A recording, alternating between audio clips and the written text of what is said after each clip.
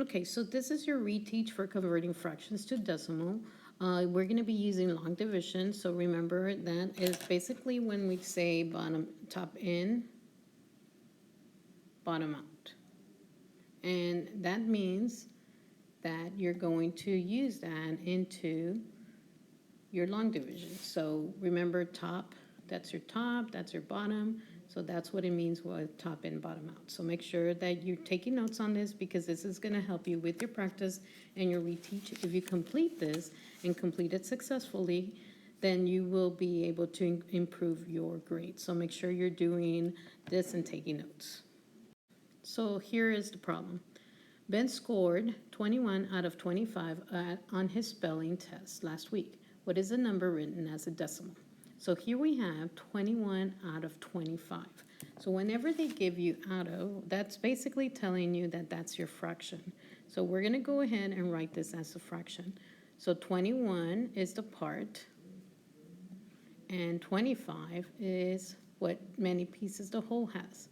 So in this case, I know it's 21 over 25, so that's my fraction.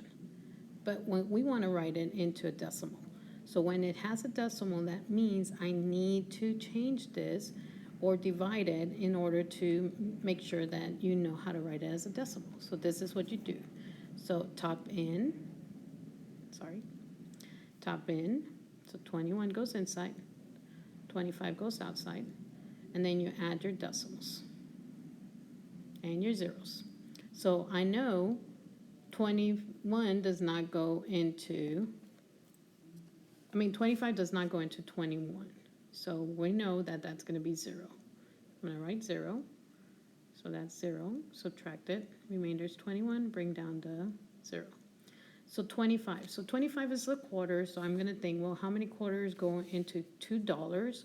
So I know in $1 it's 4. So in $2 it'll be 8. So I'm going to write it as 8. So 25 times 8 is 200. So when we subtract that, your remainder is 10. Bring down the 0. So now it's 25 into 100. So how many times does 25 go into 100? So that's going to be 4 times. So how many quarters? It's 4. So that's 100. So that means that my decimal is 84 hundredths. Now I have an extra 0 here, but we don't need it and we don't have to do anything with it. So that's my answer. So go ahead and go to the practice and do that, and then go to the next slide.